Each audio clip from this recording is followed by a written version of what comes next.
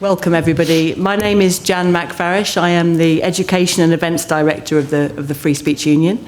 Welcome to those in the room here in central London and to those joining us online. I think we've got about 400 plus people registered to listen in tonight. Unfortunately, we won't be taking questions from the online audience because it's logistically that's a bit too tricky, but hopefully people will feel fully engaged joining as they are via Zoom.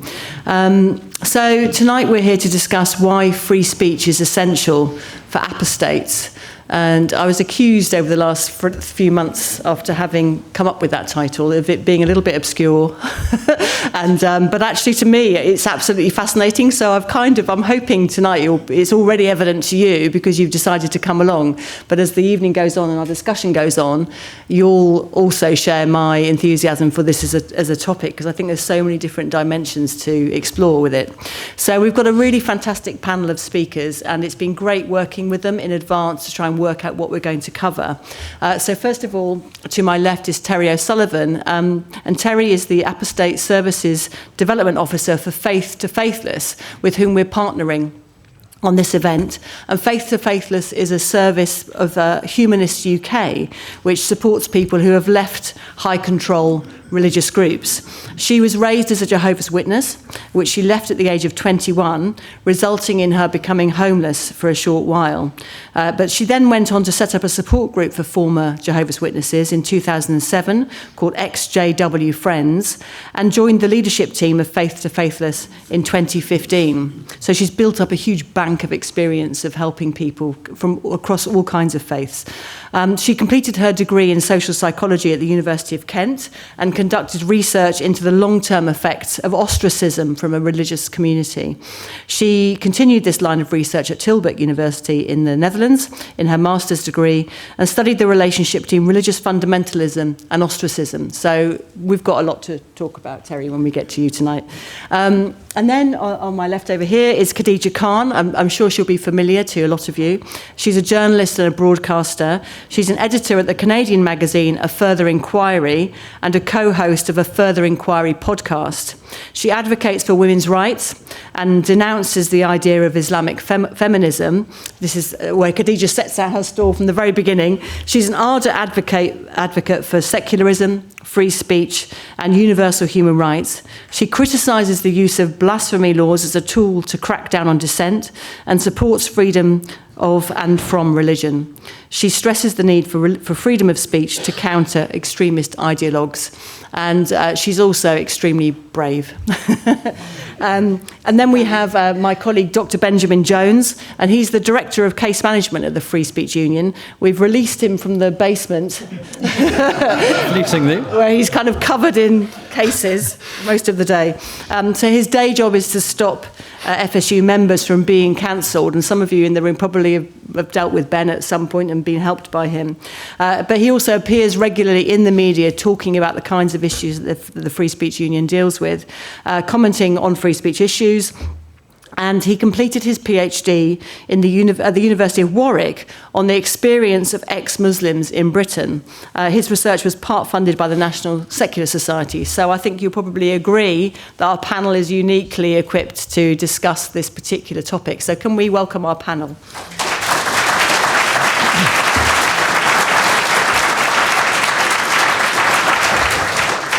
So I've got some questions. I've got so many questions that I want to ask everybody. But I'm going to start with Terri. And I just wanted you to explain, first of all, why it was that you started or got involved in Faith to Faithless and what kind of problems you deal with as an organisation. Yeah, so like you said, I was raised Jehovah's Witness. That resulted in me being homeless briefly. But not just that, I'd lost contact with all my friends and family within the religion as well. So just to sort of highlight that a little bit. So within the Jehovah's Witnesses, you can't be friends outside of the religion. So, and then if you leave the religion, no one's allowed to talk to you anymore, including your own family. Mm-hmm. So that can mean that you literally go from having a whole religious community and a congregation of support to literally having no one overnight. And that is what And what's the thinking behind that? They're trying to keep the congregation clean. So, I mean, we're talking about freedom of expression here. So, within that religion, you're not allowed to question the beliefs, the leadership, the doctrines, and that's the same for quite a few of the religions that we support service users of. So, questioning. Literally just asking questions can be enough to get you kicked out.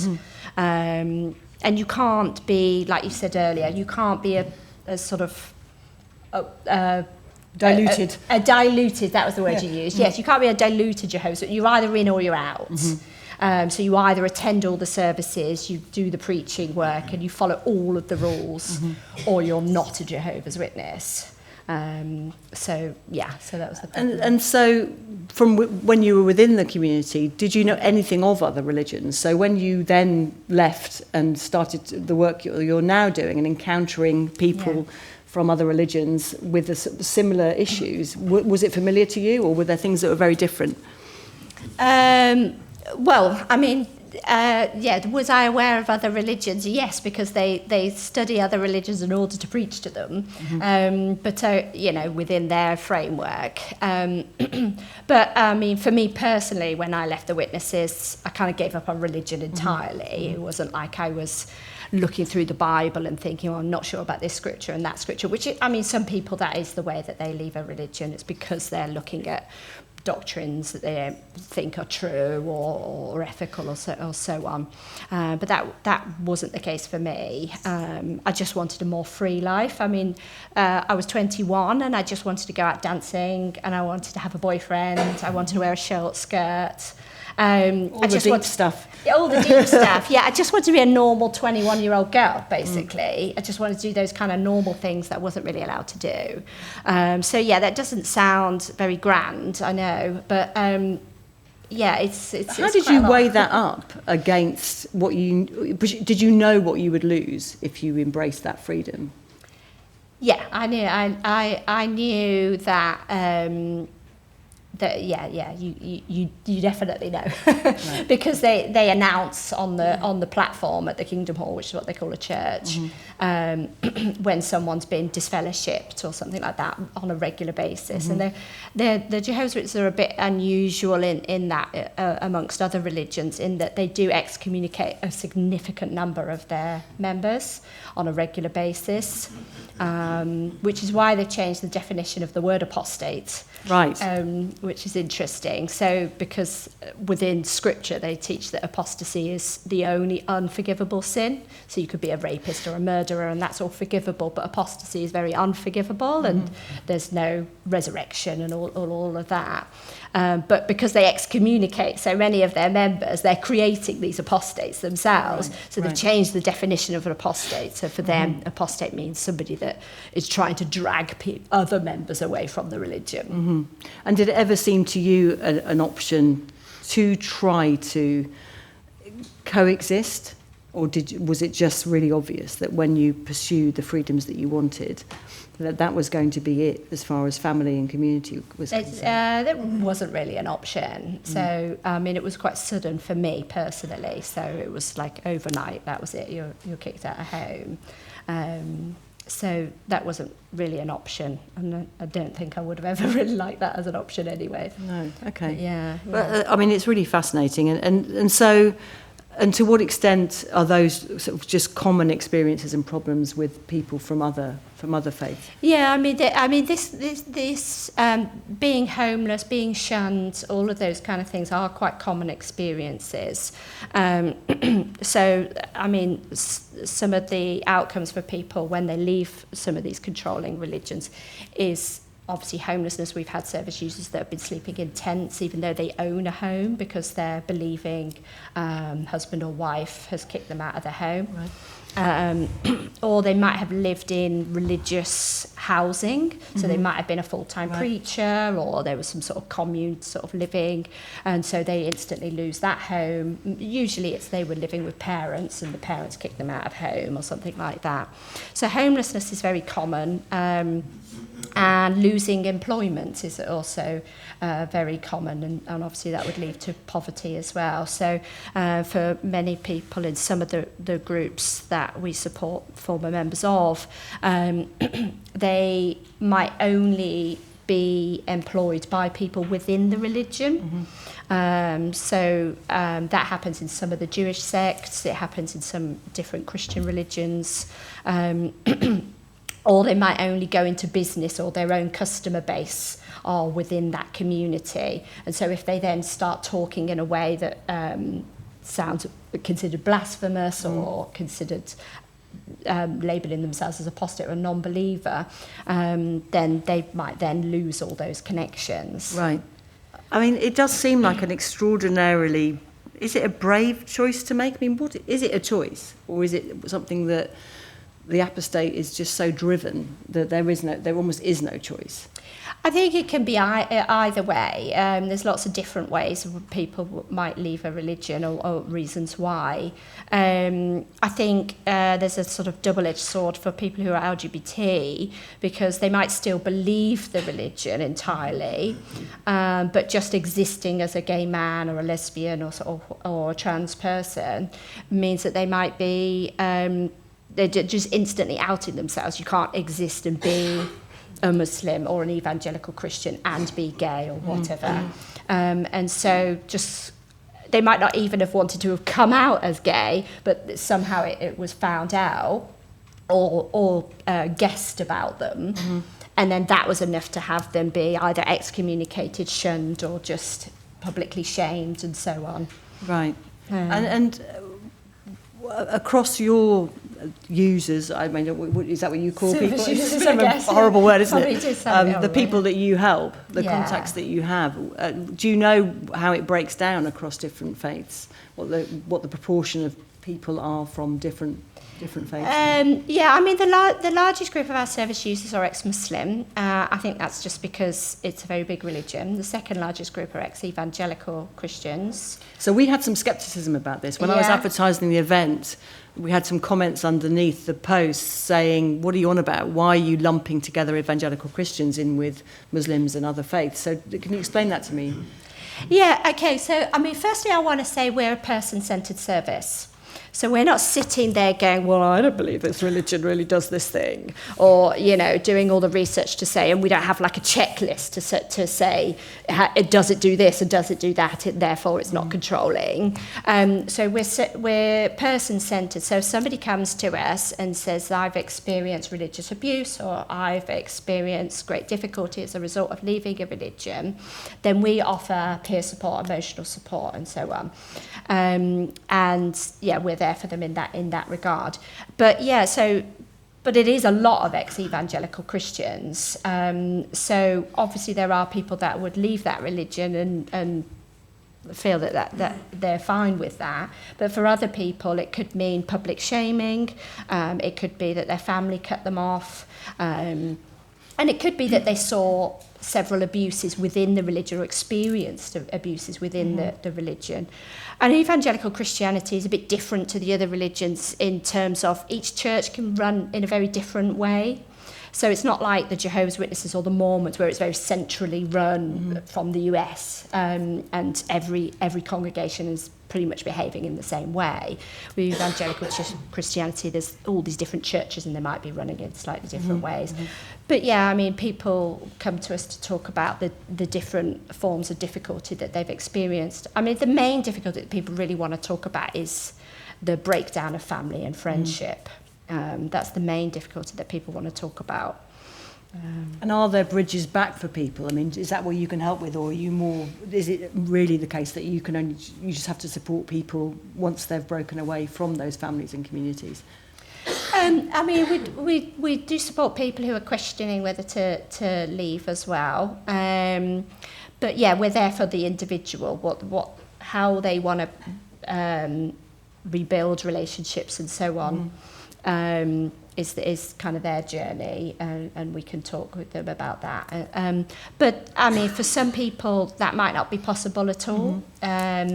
especially with groups like the Jehovah's Witnesses, like Scientology, like the Plymouth Brethren, and lots of other different religious groups, where if you've been excommunicated, it's almost impossible to get back in, because you're now labelled as evil in one way or another, or harmful to the congregation. And what to move on to the sort of freedom of speech, freedom of expression questions, from your experience and the experience you've kind of amassed from the people you know, and also the studies you've done.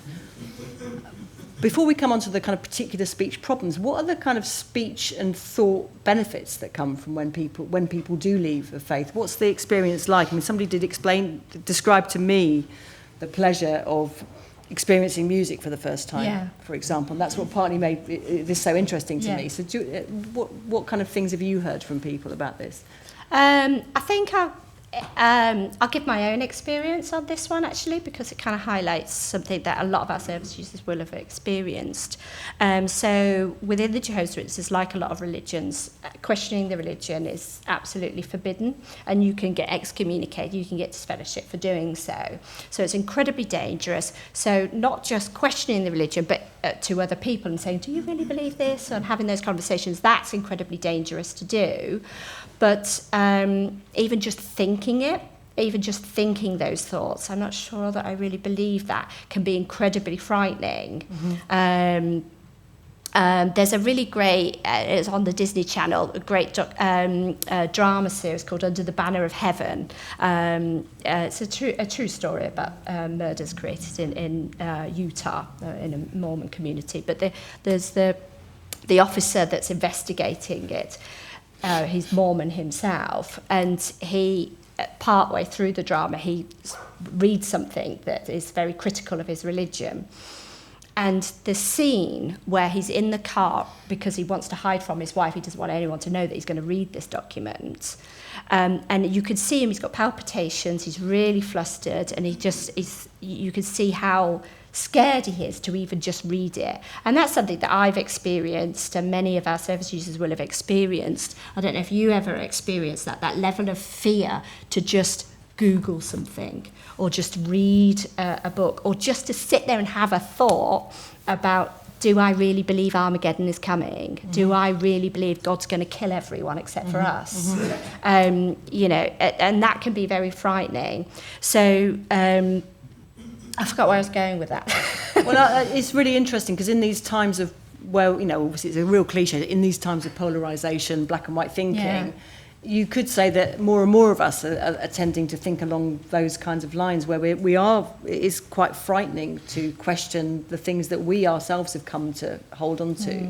And there's a kind of broader culture out there where sort of transgressing your tribe, or transgressing the beliefs that you've adopted has become transgressive, rather than something that's a positive, to raise those questions and be critical. What's your perspective on kind of where we're at, and what's currently going on with these kinds of faith dilemmas? Do you see in the kind of non-faith world similar things going on? Obviously, we're dealing with people who are cancelled for all kinds of beliefs that they might profess, or just questions they might ask. Do you see something in common? I can see how that can create internal struggles, and like we talked earlier about how that can cause breakdowns in families and friendships and so on. But it's not entirely the same in terms of losing your whole community and your whole family and everything you've ever known, having to rebuild your whole world view.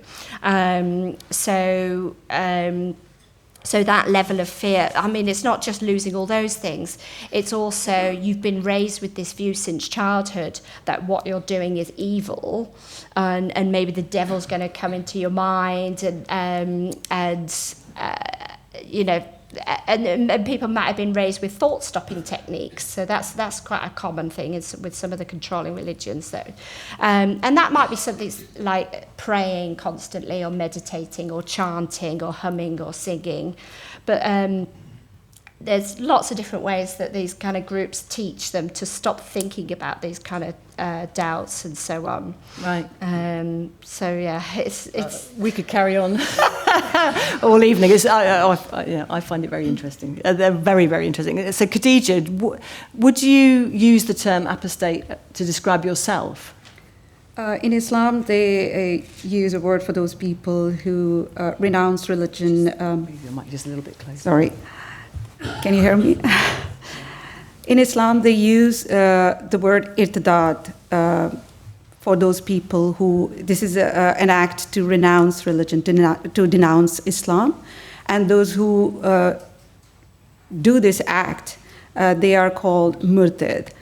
And apostate means to renounce an idea, which can be a political idea or a religious idea. So I don't find it any difficult to call myself an apostate, but I prefer to call myself an apostate of Islam, a dissenter of Islam, or an ex-Muslim, because for many of you, these words are just benign words or ordinary words to describe someone who has denounced religion. But for people like me, it's a kind of statement that we make at a huge cost. Saying that I'm an apostate of Islam, it draws lots of criticism, lots of threats, you can say, from religious fanatics. So it's very important to make this point, because I want to normalize this thing, that being an apostate of Islam is not something strange or unusual. It should be normal, especially in societies where we espouse secular, free democratic values. In Britain, in British society, I want to normalize this word for Muslims as well, but I really find it hard to bring up any example where people, they can just denounce Islam publicly and live a normal life here in Britain. Mm-hmm. And can I ask you one of the same questions I asked Terri, which about the kind of freedom that you were seeking and what that drive was? Because I think for those of us, I mean, lots of people who are not religious in contemporary Western societies, almost the dilemma for us is how to impose some kind of restrictions on ourselves, because people think they're too free. Take for granted. They take it for granted, and also find it troubling because it feels like everything's an option. So for you, what was the drive? I was born into this religion in a very religiously conservative society in Pakistan. And I can relate to what Terri was just describing. So many restrictions are unwritten restrictions that a girl has to bear. And from my experience, I would say it's not that experience I would call an experience of oppression in Islam, because fortunately I had a very good mother, very brave mother. She stood up for us. She protected us, her kids, from this abuse that is done in the name of religious morality, especially against women. So for me, it was not the oppression that made me question. My mother raised me with the point of view which is very humanistic, and for her it was very important to respect human rights, and in order to respect human rights, she was all willing to somehow disobey the divine rights. So for me, it was a very fortunate thing to experience under her influence, and the urge to question. As Terri said, it's not allowed. It is not allowed to question anything in an organized religion, and Islam is not an exception. Mm-hmm. You cannot question anything. And in madrasas, in religious seminaries, you go and you are abused literally. You are beaten by your teachers, even if you dare to question anything. So for me, the urge to question didn't die. It remained intact, because of the influence that I got from my mother. And I would question everything that would be done in the name of religion and that would cause harm and suffering to other fellow human beings. So for me, that was the point that made me realize that there is something wrong with this, being so pious, devout Muslim thing. So I need to question it. But to be very honest, I did not question it right away. Mm-hmm. Like so many people who are born into this religion in Islam and raised in very conservative environment, I internalized, all these injustice, oppression, act of, violating human rights. Because for me, it was like I would blame culture for some reason. I would blame individual that, it's not the religion. And even if there is something in the religion, maybe I can reform it, maybe I can change it, maybe I can discuss it with people. But then in Pakistan, you don't have this liberty to discuss religion.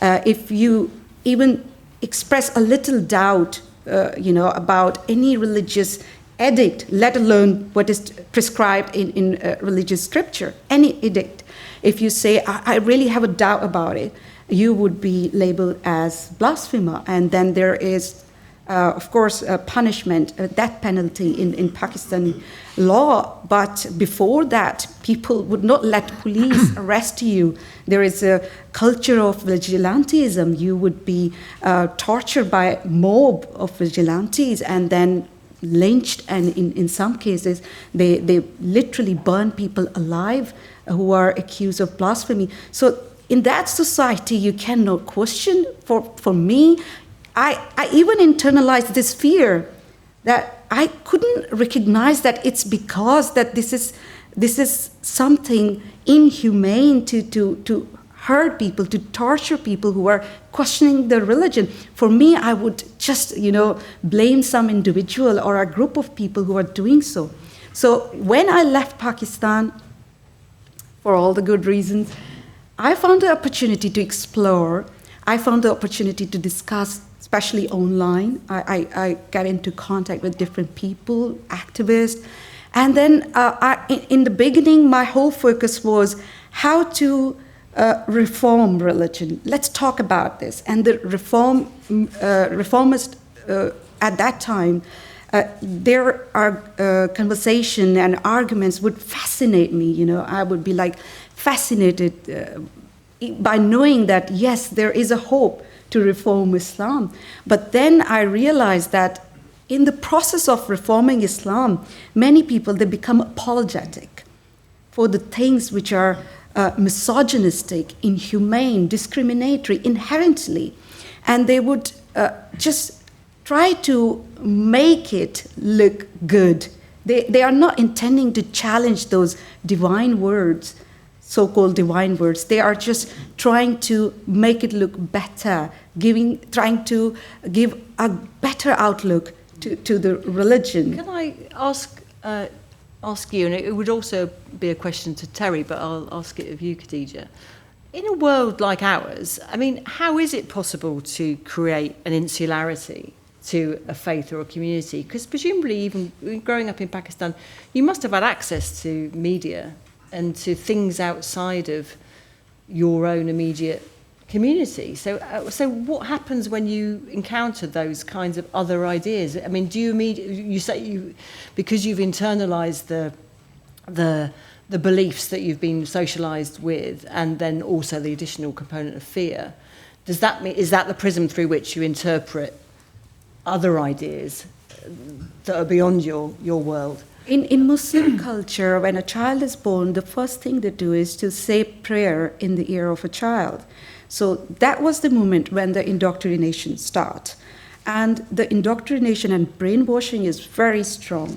When we come across, many people like me, when they come across ideas which are different from Muslim culture, or from Islam, or they criticize Islamic tradition, ritual, and beliefs, then the first phase is denial.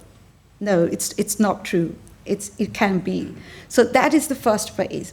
And in a society where there are so many restraints on your right to free speech, where you cannot question anything, where you cannot speak freely, then you better not to bother yourself like, okay, if I have already lived my life, I have molded myself into, believing, or I have internalized all these things. So why bother myself? Why, inviting some unwanted, unpleasant attention? But what's the key to the level of control that is exerted on individuals in those societies or communities? Because over here, all we see is that religion has fallen away, and people are talking about this all the time at the moment, the kind of weakness of religion in the West. So surely Pakistan is subject to the same kind of global forces as we are over here to an extent. So what does it take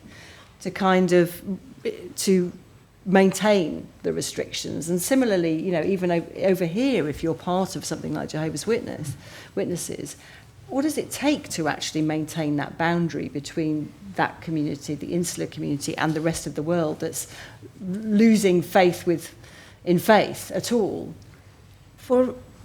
If I talk about like Muslim culture, there I told you the brainwashing first thing. It's very intense.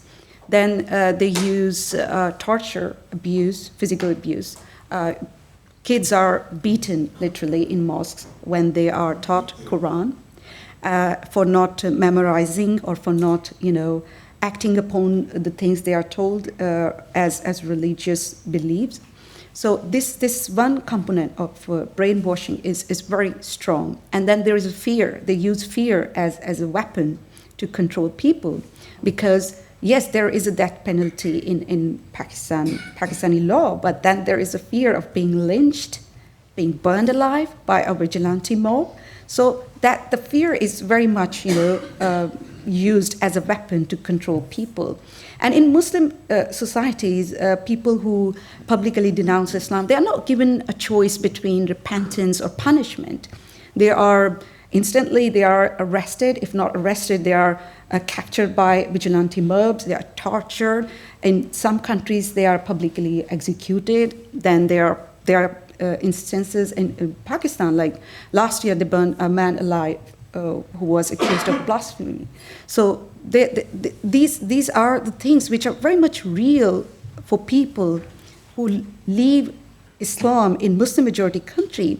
However, here in the UK, in Britain specifically, we don't have blasphemy laws. Well, almost not, but still denouncing Islam publicly, in and of itself, constitute a huge statement.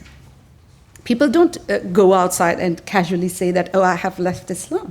It takes tremendous amount of courage to denounce Islam in public, because it draws lots of criticism, not only from religious zealots. I'm talking about Britain, I'm not talking about in any Muslim majority country. It draws a lot of unabated criticism from religious fanatics, and not only from religious fanatics, but also from politically correct Western liberals.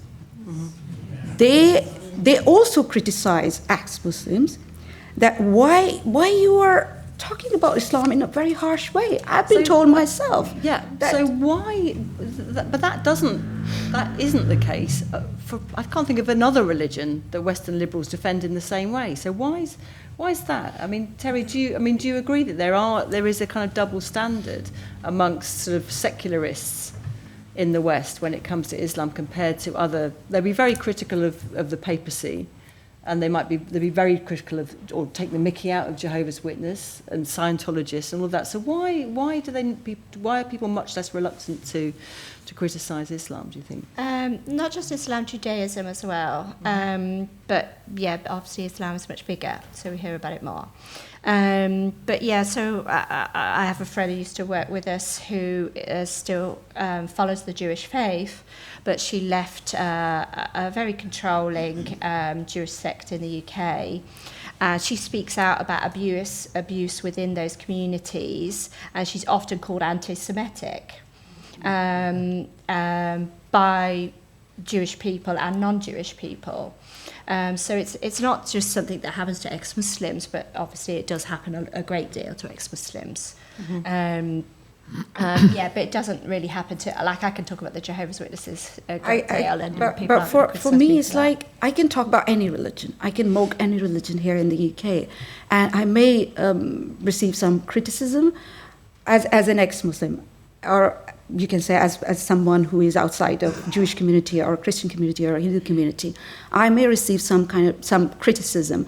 But if I criticize Islam, as I said, I don't only receive criticism or threats from religious fanatics. I receive lots of criticism from politically correct Western liberals and from like politicians. There would be an outcry that why did someone say anything bad about Islam? And here, the growing trend here in the UK, the disproportionate emphasis on respecting Islamic beliefs, Islamic rituals, Islamic traditions.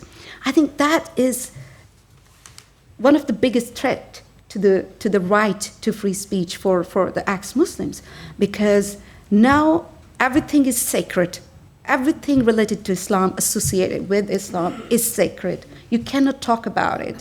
And for people who have left Islam, it is very essential to talk about it, because we don't, as I said, we don't do it casually. We know there is a fear of life. And it's a very palpable reality for many ex-Muslims living here in the UK. They are advised by the authorities that not to criticize Islam, or don't upset fanatics, or keep quiet. Don't talk about the abuse you receive for your own safety. Let's hold off on the authorities' law and policy for a moment. We'll come back to that in a minute. So, Ben, hello. Hello.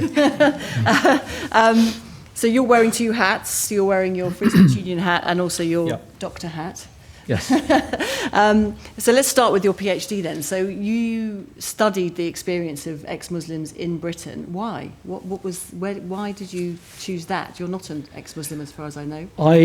I began to be aware of the existence of stories like the ones that you have just heard in England, and I drew from that two conclusions. Firstly, these were stories that were of interest in their own right and which ought to be heard more widely. But secondly, I had a fear and anxiety that ex-Muslims and what was happening to ex-Muslims in this country made them a canary in the coal mine for the rest of us, and that if ex-Muslims were not free to speak their minds, then none of the rest of us would be either.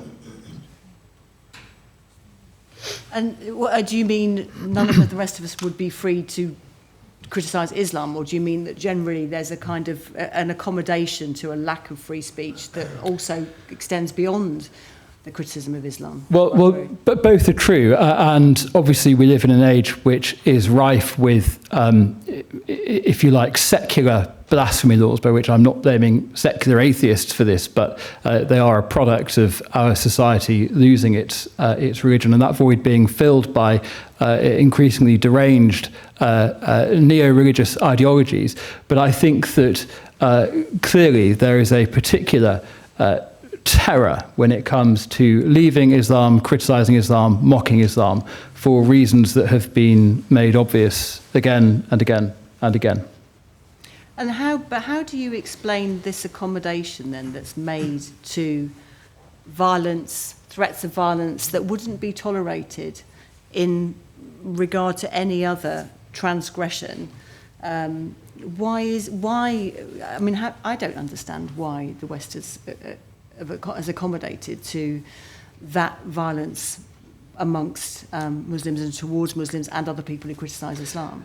It's been a very rapid journey, and if you look at the aftermath of Charlie Hebdo and the solidarity in Europe that existed at that time with that magazine, it is very, very difficult to imagine that if that incident were repeated now, that you would have politicians and crowds of that size walking through the streets of Paris in the way that people did to defend the principle of freedom of speech. And so things have deteriorated, I'm afraid, very, very quickly. And as I say, I think ex-Muslims are a really important part of understanding what is going on and why. I can tell one story, I think, that goes some way to answering your question, Jan. I spoke to one young woman. She was 19, I think, when I spoke to her. This would have been about 3 years ago. And she was a lesbian living in a very conservative Islamic household. She was in a relationship. She was outed by her sister. This followed a fairly horrendous catalogue of domestic abuse from her parents. The police were called on various occasions. Nothing really was done. She was isolated. Her phone was taken away. She couldn't revise for exams. Her computer was gone as well, and so on. And finally, she managed to engineer her escape from this scenario, and she was taken to a women's refuge. And this was the summer before she was due to start at university. And she told this horrendous story to social worker and to police officers at this refuge. And she said, "I'm absolutely terrified now that if I speak out about this, there are going to be the worst possible consequences." And the advice of the police officer there was, well, perhaps it's better not to talk about it. And I will bet that is not an unusual response in that scenario. And sorry, don't speak from the floor because nobody can hear you other than muttering. So we will come out to the floor for questions, don't worry. But sometimes I think, in Britain, within my living memory, people were forced to leave their families and their communities, for example, because of their sexuality, as late as the 80s. You know, if you were gay in certain places, and you needn't be religious, it would be intolerable to your family and possibly very difficult to live in your community. And people did ditch everything and come to the city, maybe partly for the sexual opportunities, but also because life was very difficult to stay where you were. And the number of kind of Irish guys who came over and lived in London because back home was just not possible for them. So what's the difference, do you think, between where Britain was around those kinds of intolerances and what's going on now with the level of intolerance towards those who criticise?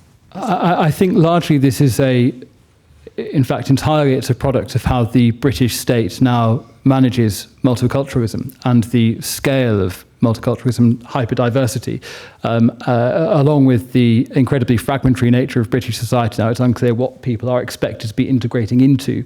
And I think we have seen, this is not my thesis originally, but we have seen the transformation of British policing into something like a colonial police force, where the onus is on maintaining the king's peace and the tranquility of the kingdom, to use the archaic phrase, between communities. And so the onus is not on protecting the rights of individuals. It's about making sure that there are not flare-ups like the ones that we saw through much of last year, and particularly following Southport. And this is the onus, the emphasis, the obsession of the British state, and particularly of policing in England. Okay, that's really interesting. So what's to kind of move on to this question of law and policy then, what kind of, are there legal protections and policies that are very important for apostates as far as you're concerned, Terri? Is it something that Humanists UK get involved in campaigning for example? Yeah, obviously we campaign against blasphemy laws, but also one of the things that we're finding for some of our service users is legislation that already exists can be sufficient, but it's just not followed. So, for example, the freedom of religion and belief is something that we at Humanists UK really believe in, and but that should also include freedom from religion as well. And hate crimes against the police will take seriously a hate crime against religious individuals, but what they don't realise is that hate crimes can come from a religious individual towards an ex-religious person or a non-religious person. And sometimes, I mean, each force is different. Some forces will take that just as seriously because they have been educated, and other forces will go, oh, it's not really our thing. And we do see that, and it's just, yes, even with the Metropolitan Police, that they're not always taking that seriously. You surprise me.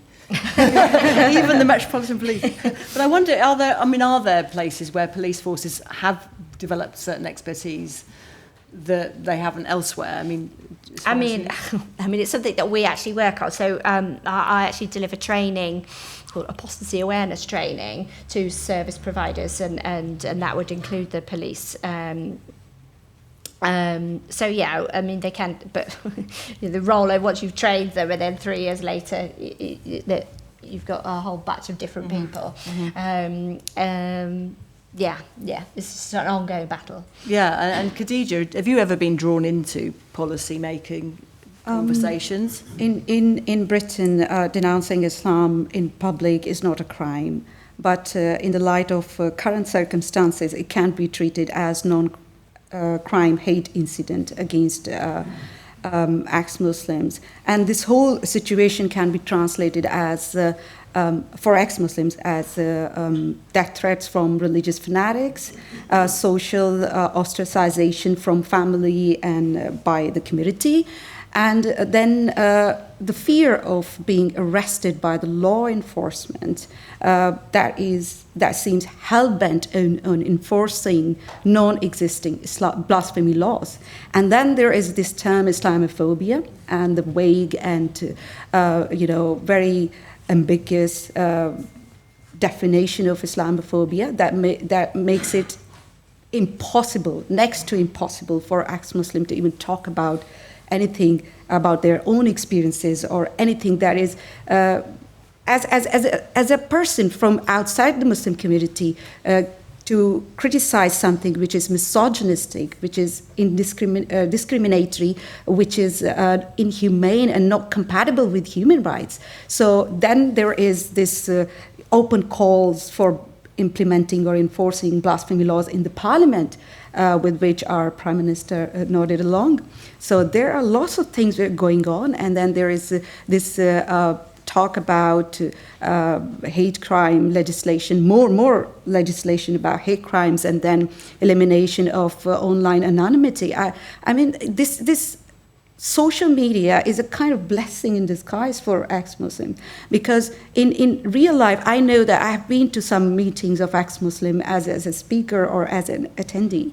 I have experienced that these meetings, they take place behind closed doors in a very secretive environment. There are many young people, rooms are packed, but it cannot be made public because of the fear of life.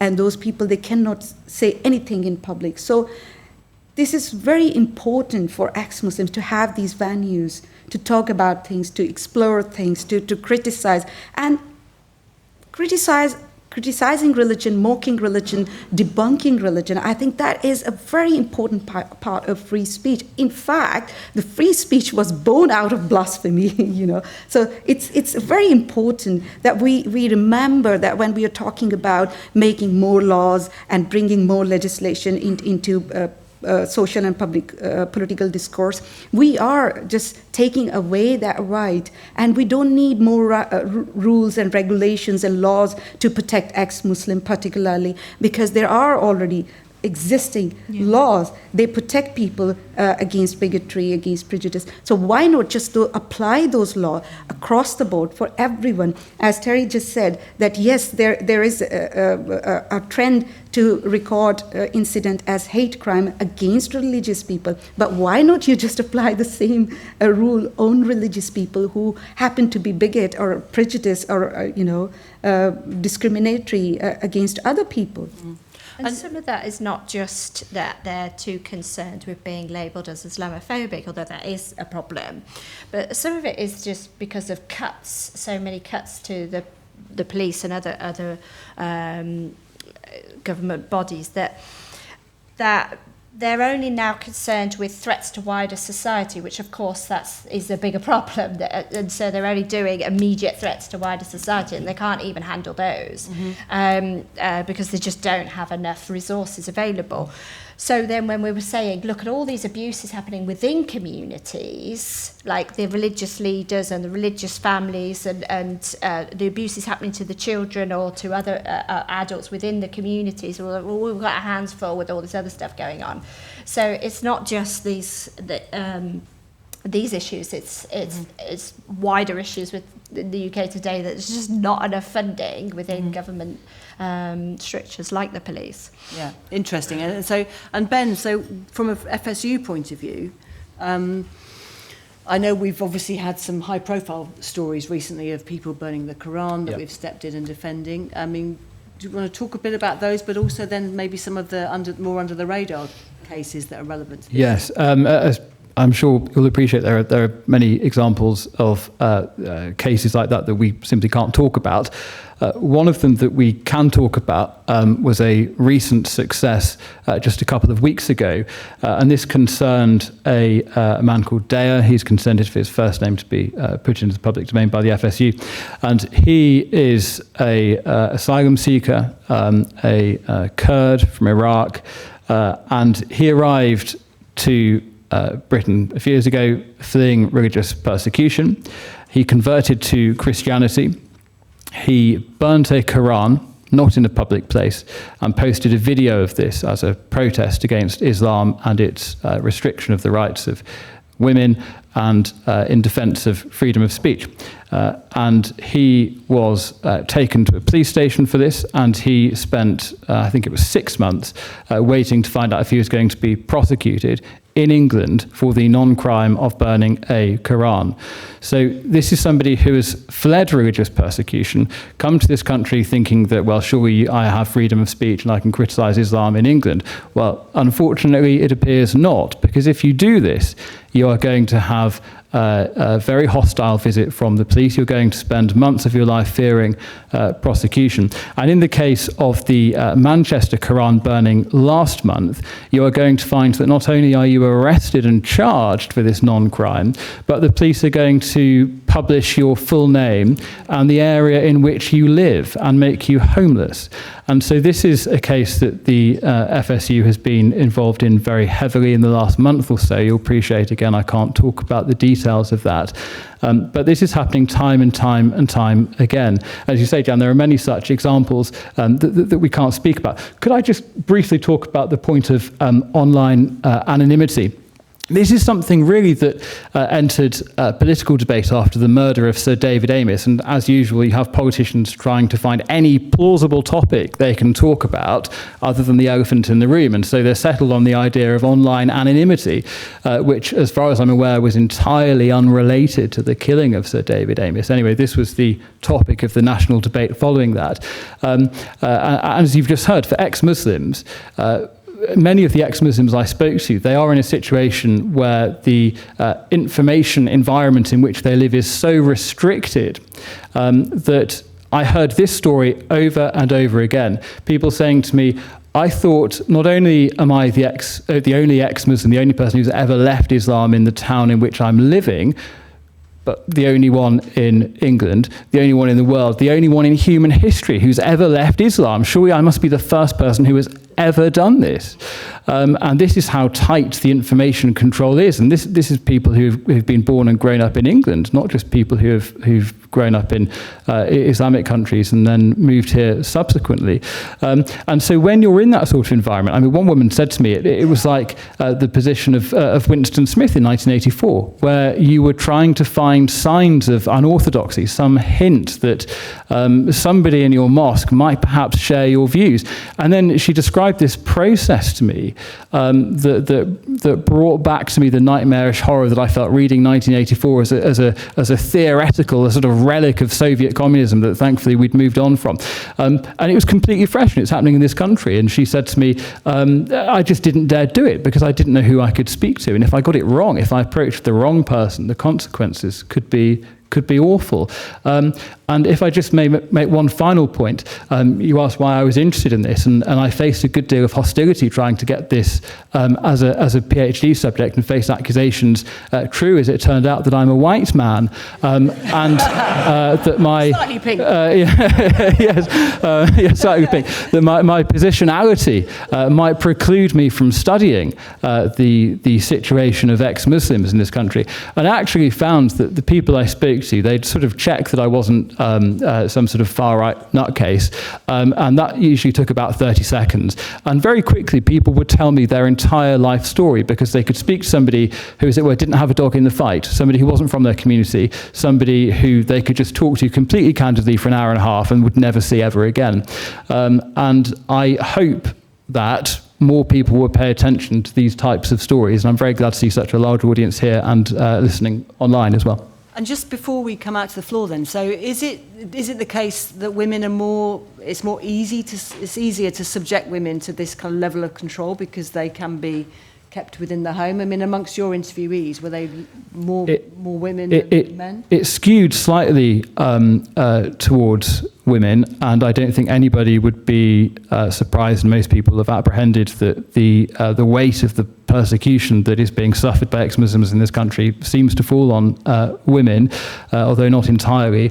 Some of the stories I heard were utterly atrocious. There was one story of a boy, a young man, when I spoke to him, who told me that he had been instructed not to revise for his exams, but just to study the Quran during Ramadan.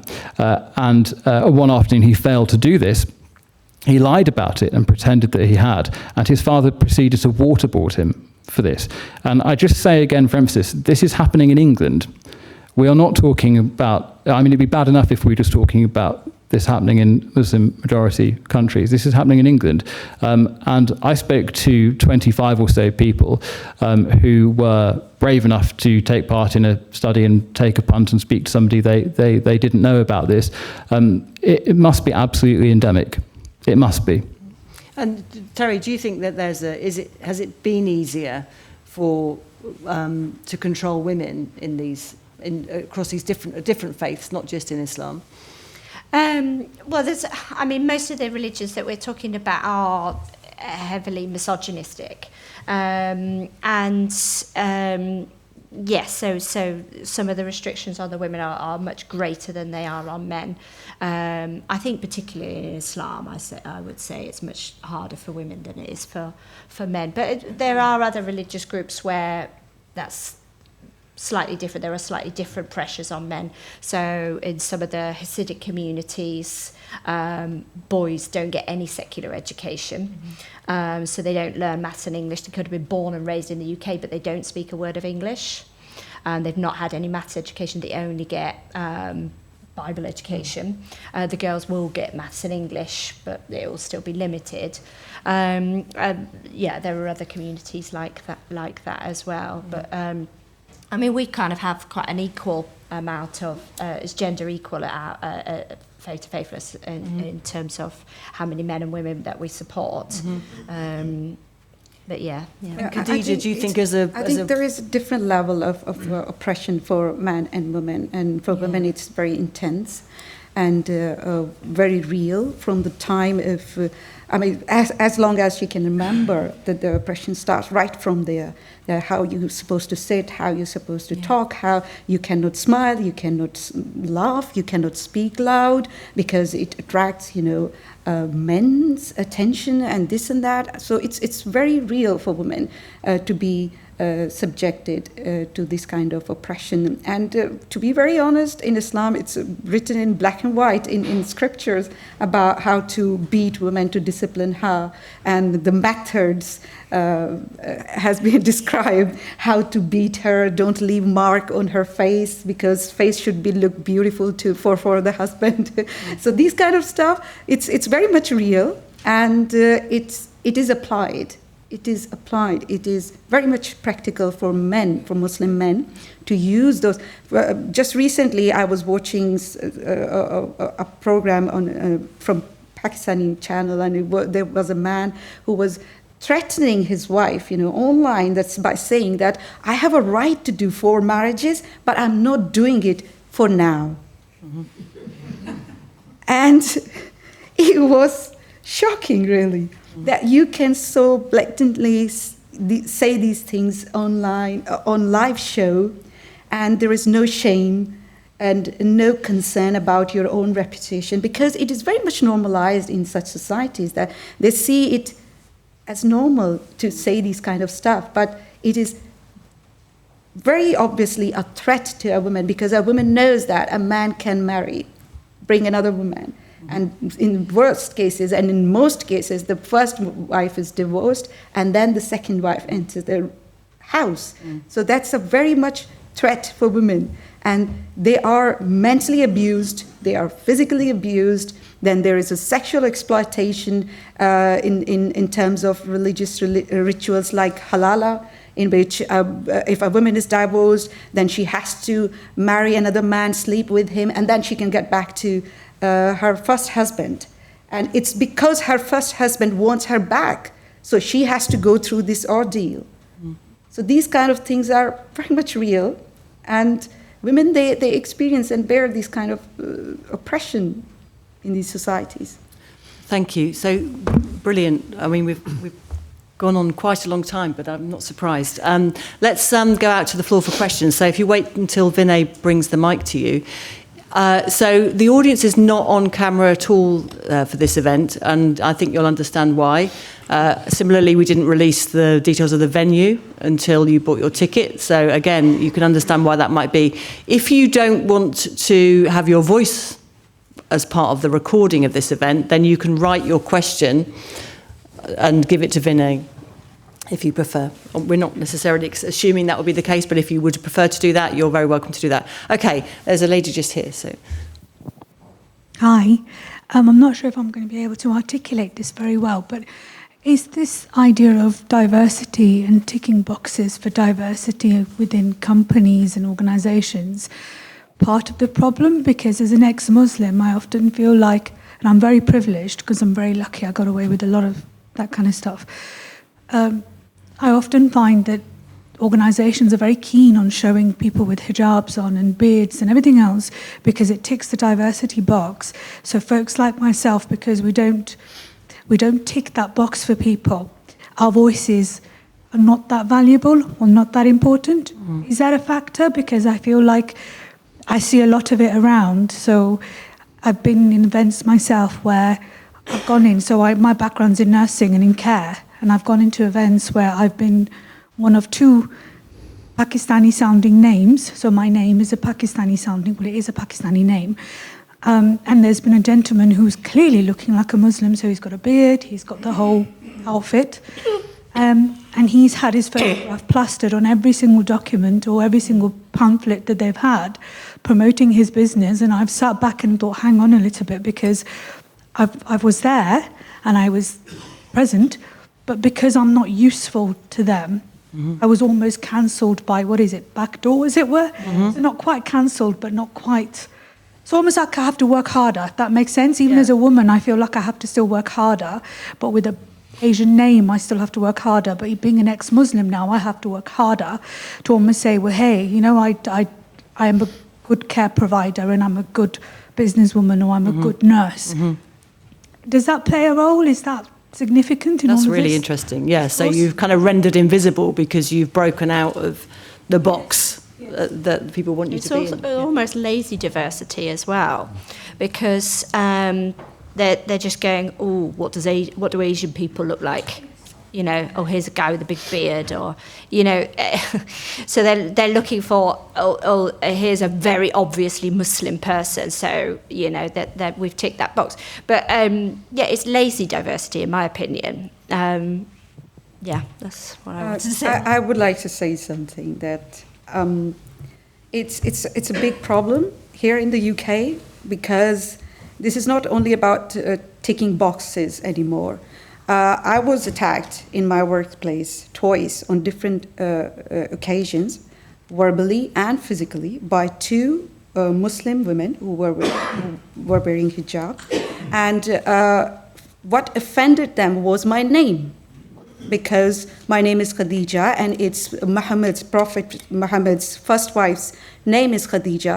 So since I eat pork, I drink, I have denounced Islam, I don't wear hijab, so I don't have any right to be called Khadija or to be honored as a human being at all. So for them, I am an apostate, I'm a blasphemer, so I got what I deserved. And it happened, I am used to it. To be very honest, I receive this kind of treatment, not if it is not physical, but verbally, and people give me looks, it's fine.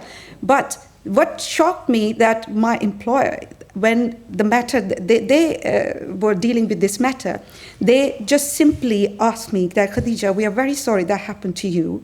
That person is willing to say sorry, and you have to apologize. Accept the apology. And I was like, sorry, what are you saying? He said, the person is saying sorry. And it's like, what if it happened again? Because it has happened twice.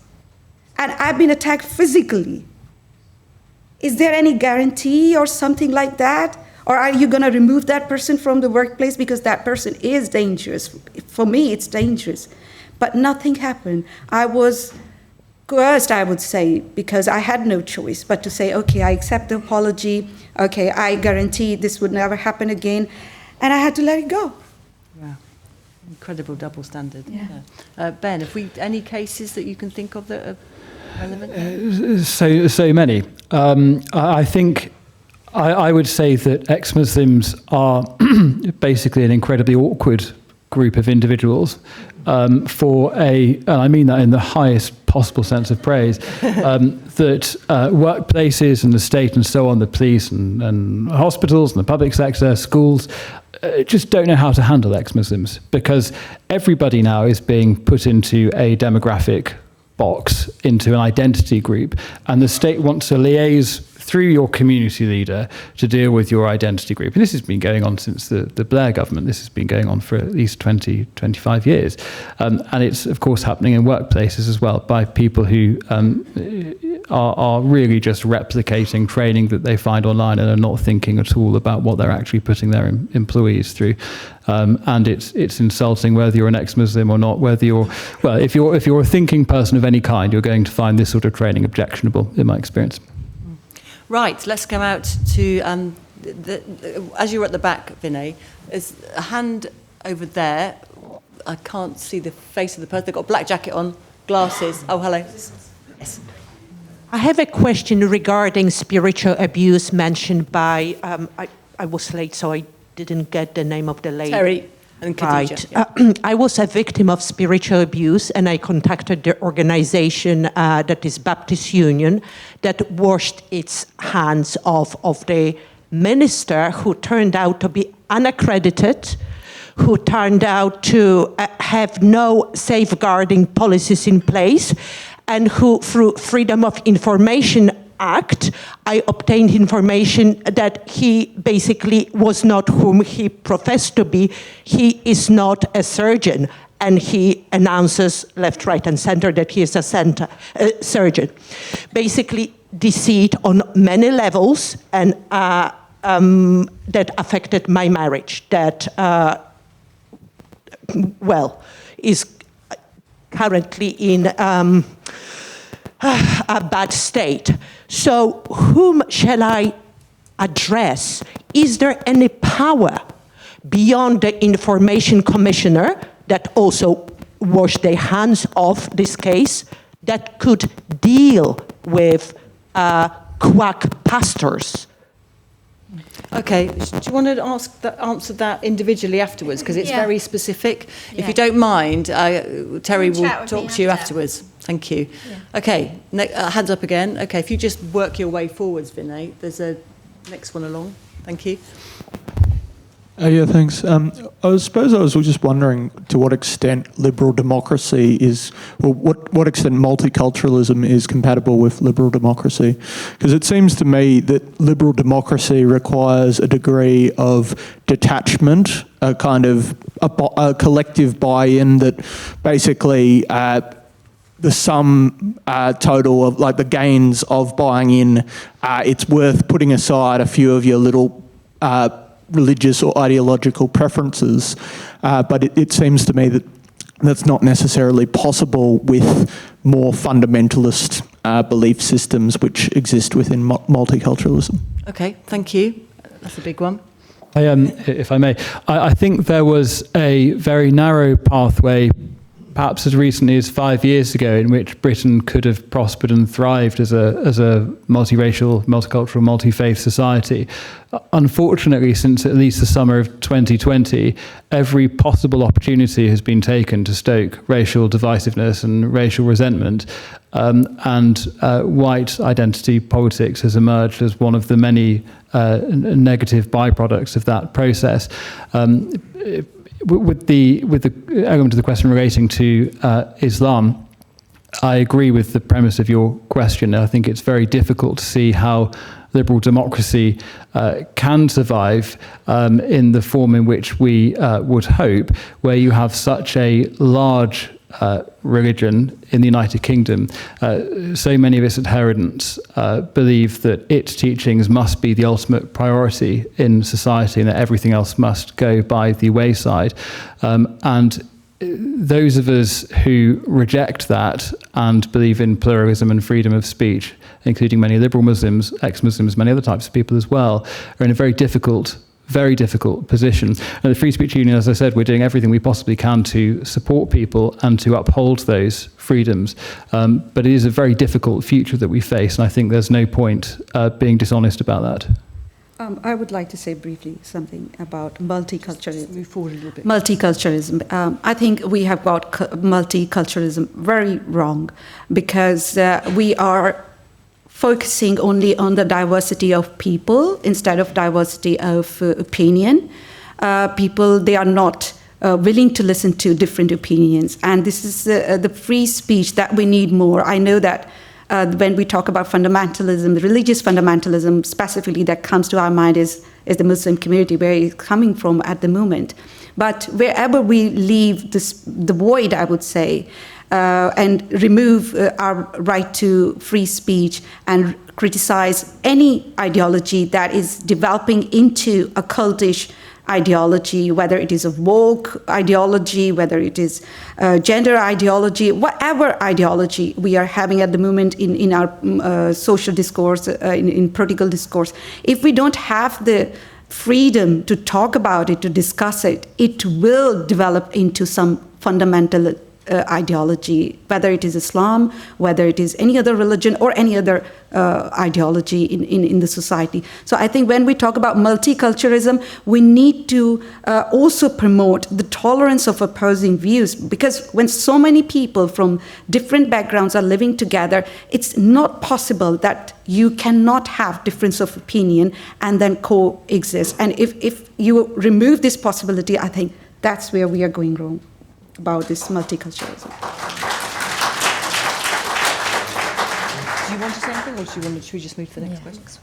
Yeah. Okay. Right.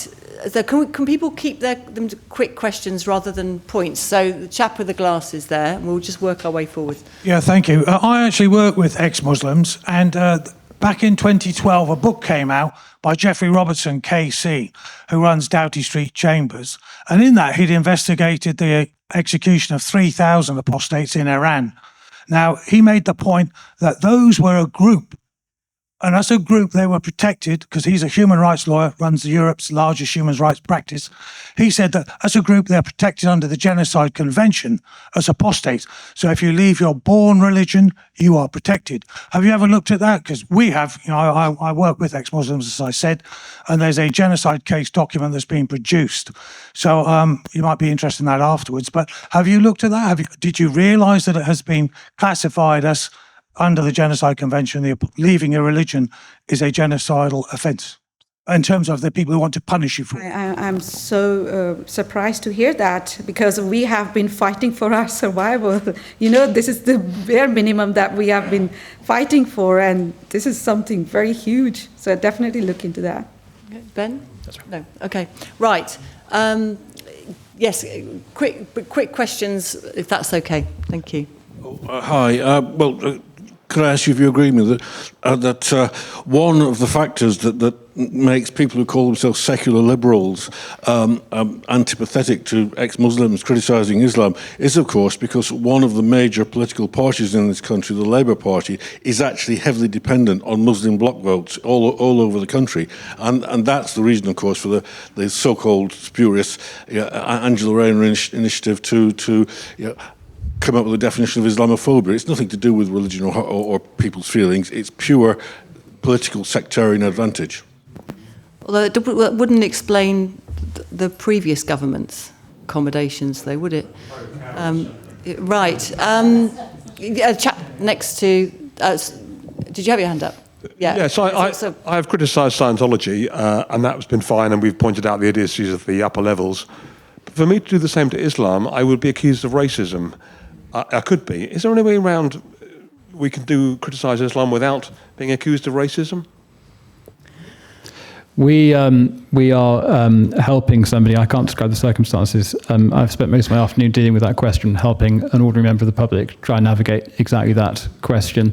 I think the trouble we have is that free speech protections for employees in Britain are essentially so poor you have to try and squeeze your opinion into being a protected belief under the Equality Act, and we have this bizarre system where your views are only protected if an employment tribunal has decided that they are. So it's this very Napoleonic system, which I strongly dislike.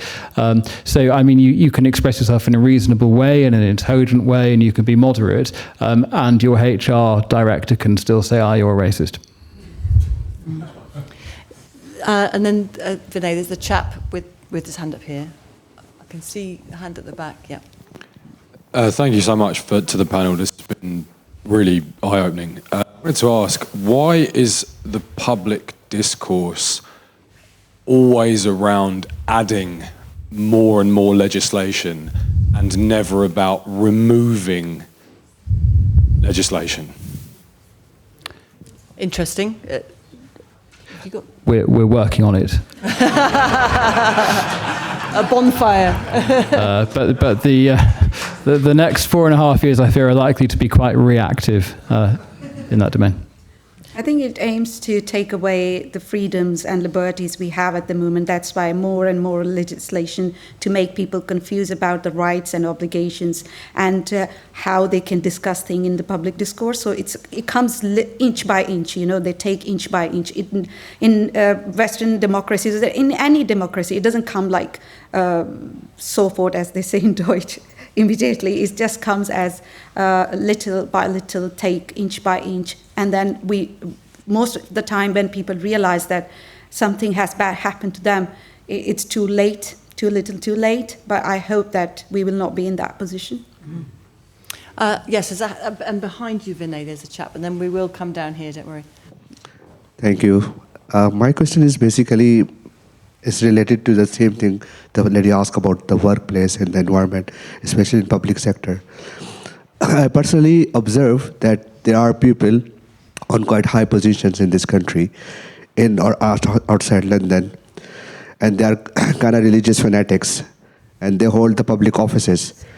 And is it they have their anti-Semitism as a disguise of against what's going on in the Middle East, but these people have big support in their community. And if you criticize them, no one take action against them. Whatever they say, there's no action taken against them.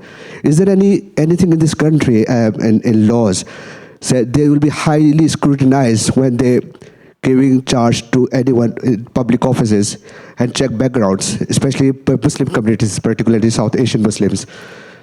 Are you thinking of politicians or religious leaders or neither? They are religious leader, community leader who hold public offices. So I know there are people in Bradford or in Birmingham where highly Pakistani, I'm from Pakistan, so community, and they openly criticize or they showed their anti-Semitism or they showed their Hinduphobia or whatever their hatred against other groups. But there's no action taken against them. And it's called, of course, for them, it's freedom of speech. Mm-hmm. Is there any way, like, to stop this, like, to hold, because these people have influenced so many people, and when people see as a young Muslim or in communities, it's, oh, you will get away, you can say anything, then it will create more problems in the future in this country. Interesting. So that's a good quandary to raise, this question of freedom of speech for what would otherwise in other contexts be called hate speech, but is not called hate speech in certain contexts. I know we've had a lot of videos from mosques, etc., in the last kind of 18 months or so. This is really strange. I have seen people talking about things in a very derogatory manner, which is related to other minority groups or other faith groups in this country. And for me, it's shocking that there is never National Secular Society, they have reported so many mosques and seminaries where these kind of problems are going on, but hardly any action being taken against those seminaries. And then there are, efforts to put restrictions on online speech when there are ground realities, when there is so much problem here on the ground and so much visible in plain sight, but hardly any action against them. But is it clear to you, though, Khadija, the difference between religious freedom, which, any religion worth its salt, presumably, despises all the others? Yeah, or at least has very little respect for them. So they are, if you're a religious leader, you are going to have to disparage the other faiths. So when does it become not that, but something that in another context would not be tolerated? In my view, when we're living in a society where so many people from different background and religious or non-religious background, they coexist or they try to coexist, we cannot simply do it. We cannot just make sermons and deliver speeches about other faith groups in a very derogatory manner. We cannot, or we should not be doing it, because that is, I know it's something that we have to do it in a very controlling manner, that, okay, we should not be saying it because it may offend other people. But when you are saying it, okay, fine, you can say it, but then don't take my right away to say, yeah, you are wrong, and I condemn you for saying it. So that is the problem we are having, that yes, religious people are allowed to say whatever they want to say, but when I want to say that, okay, this is anti-Semitism, and it should not be allowed to be promoted or to be taught in mosques and in certain mosques and seminaries, then don't take my right away. Let me say whatever I want to say. It's one-way street here. What's your view, Ben? I mean, on religious tolerance, religious freedom, and the freedom to be a religious bigot? I think it's suspicious that the Metropolitan Police become free speech absolutists as soon as it's rampant anti-Semitism. And I'm not convinced that they are motivated by a yearning to apply the law equally. I think this is the model of, as I said, of imperial policing, of the police as a sort of colonial police force, trying desperately to preserve the peace between warring groups who don't like each other very much. But, I mean, so Terri, presumably the very essence of lots of the religions with which you'll be familiar is, if you're talking about sin, there isn't tolerance in there. So that is by its nature something that in any other context of life would be kind of outlawed, or there'd be a rule against it in your workplace. So, but nevertheless, we have lived up until now with religions that did believe exactly these kinds of things about other faiths. So is it possible for us to tolerate that in a liberal democracy? To tolerate religions saying awful things about other religions? Yes, which is exactly what I would expect them to say. Yeah. Otherwise they're all going to just become one big blob, aren't they, of faith? I mean, they have to retain their distinctiveness, surely. Yes, I agree with that, and I've got no objection whatsoever to people in the marketplace of ideas to Jehovah's Witnesses, for example, knocking on people's doors and making a nuisance of themselves. I quite admire it. But street preachers. Yeah, absolutely, absolutely. That's absolutely fine and to be encouraged. The trouble is when the police and the CPS are applying different standards to different groups of people. That's the problem. And as you say, the National Secular Society has reported it must be dozens of If you're giving them freedom to say whatever they want to say, give us the freedom to criticize it and to debunk their views, to rebut their views. And when they say things, it's free speech, and when we say it's hate speech, that's the problem we are having. Absolutely. Okay, brilliant. Okay, right, we better move down this side. I'm going to come to the front, Vinay, because there's some women here who could get angry if I don't take them. I don't want to risk the wrath. Hi, just a quick question. Isn't the answer just to make no religious schools, everybody goes to school, no homeschooling, improve pedagogy and the academy? Yes. Here. Okay, should we just skip on to the next question? Okay. Well, you can come back to that in your final remarks.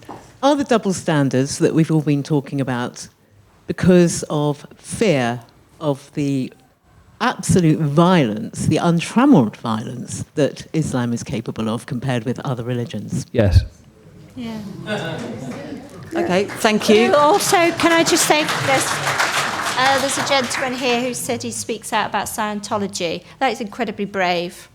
The Scientologists are unlikely to set off a bomb anywhere or create any terrorist attacks, but they will try to sue you, and they're an incredibly wealthy organisation, and most government structures in the UK are very poor. And so if you say, I've experienced these abuses from the Church of Scientology, they might go, oh, are we going to open ourselves up to a court case that we can't afford? So they'd rather ignore it. So it's, I mean, obviously, terrorism and death threats are pretty horrendous, but there's other levels as well, where some controlling religious groups hold power over over society. Thank you. There's a chap here. You've had your hand up from the very beginning. Very, very quickly. Two brief questions. We're all aware of the death threats made against Muslim apostates by the Islamist fanatics. But I'd just like to clear my mind. Are those death threats justified is there any scriptural justification? Yeah. Is there anything in the Quran that justifies those death threats? So it's a Secondly, please, you talked about reforming Islam. Is it possible to reform Islam? If, for example, we had, in the blessed event of a government abandoning multiculturalism and going to want to restore, say, traditional British values, for want of a better term, would the majority of what I believe are moderate Muslims go along with that and allow Islam to be reformed? So people, they... Tell you what, Khadija, hold off, because you've raised that huge question 3 minutes before the end of the event. So if I'll let you come back to that in your kind of closing remarks. Like just another little question from chap in the green top. I can see something up there. Just a very quick thought about the Met Police and the kind of two-tier stuff. I believe, certainly in business, culture throughout a big organisation comes from the very top. People do what they expect their boss to do. Is the problem with the police coming from the Prime Minister? This particular one?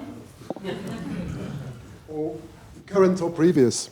Okay, thank you. And then just that one hand over there. Sorry.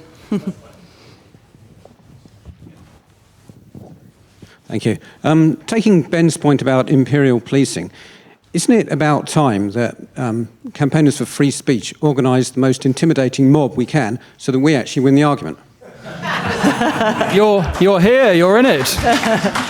Gather the pitchforks. We're not inciting, but that was a joke, by the way, if the Met Police are watching. Sorry, and let's just take this woman here and then we'll come back to the panel. Hi, so I'm from the National Secular Society, so I wasn't expecting all those name checks, but just meant to, from a campaign point of view, it's harder to tackle community pressure than it is to tackle threats from the government. What's the number one sort of best thing that could be done to help protect people from threats from their own communities? Great, thank you. Okay, so there's a very large number of questions there. We've got the kind of how essential is violence to Islam compared to other religions. There's the question of religious schools, and should the state go in hard against religious schools? That doesn't sound very freedom-ish, but that's a big question, obviously. And then whether there's a scriptural basis to death threats. There's no way you're going to have time to ask these questions. Two-tier policing and the kind of source of that, whether we've got any insights from where that emanates. And I think that's probably most of the ones I've got. So don't feel like you need to whiz through all of those. Just take something that you want to answer. So Khadija, I'll come to you first. In Quran, it's not mentioned to kill blasphemer. However, in Hadith, which is considered authentic, credible Hadith, because there are Hadiths, weak Hadith and credible Hadith. Hadith says there are many Hadiths who sanction and condone the killing of apostates. So people, they use this argument just to protect Islam from criticism, that these laws are not Islamic laws, these are Islamic laws, and they stem from Islamic discourse, and there should be no doubt about it. And the second question was reform. When I realized that Islam cannot be reformed, then I left Islam, because the first question came to my mind was like, okay, reforming Islam means to interpret Islam in moderation. How can you moderate the verse that says beat a woman to discipline her? What is the moderate interpretation of that verse? Unless you challenge it, unless you debunk it, unless you rebut it.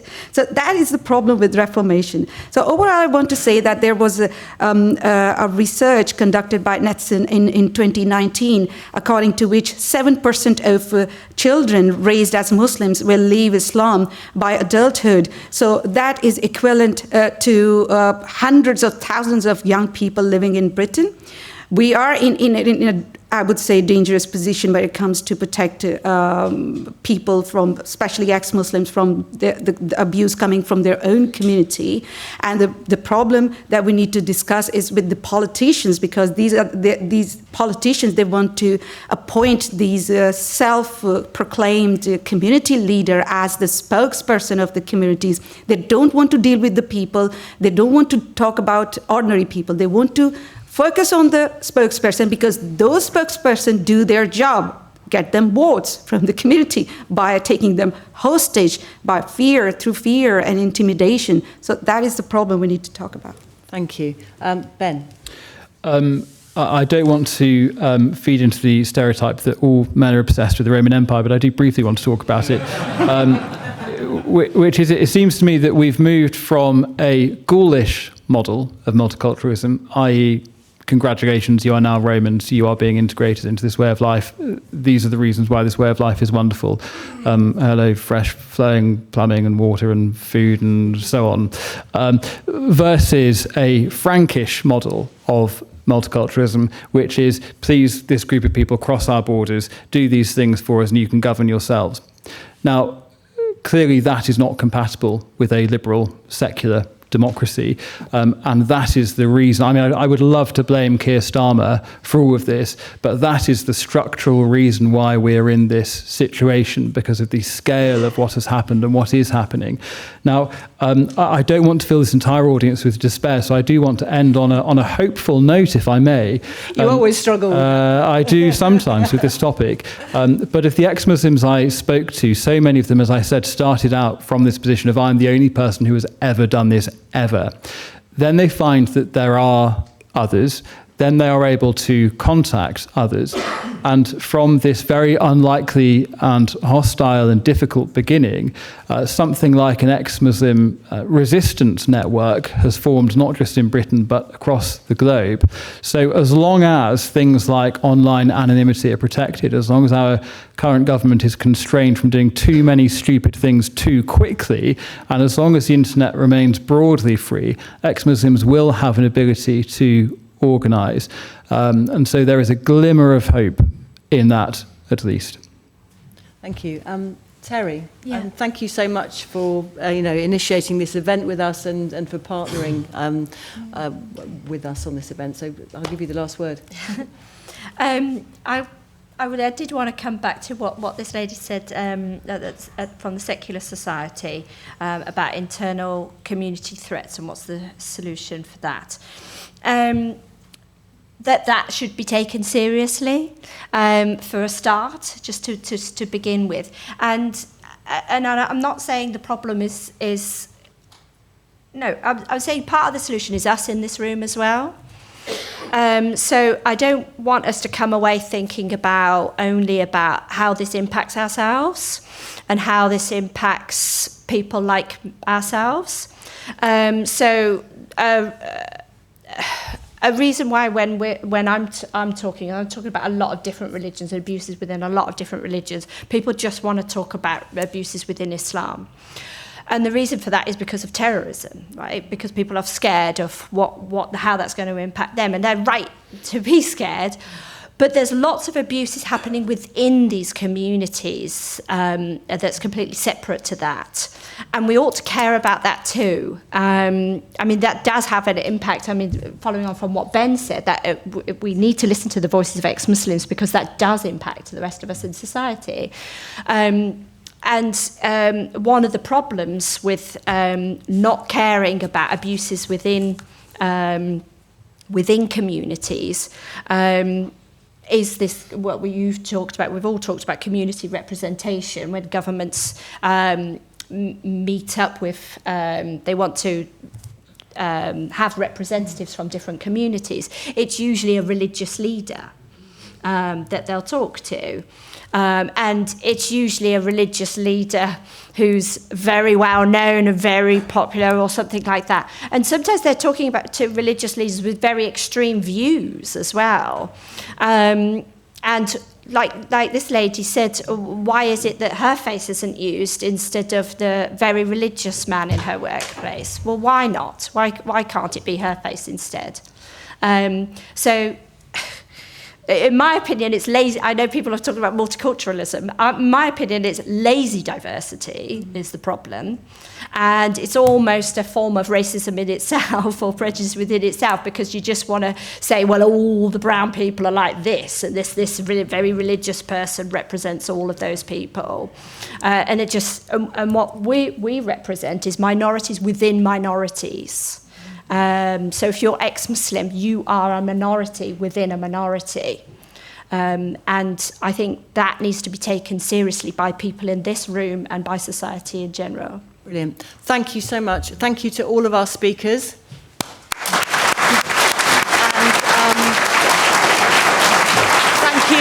thank you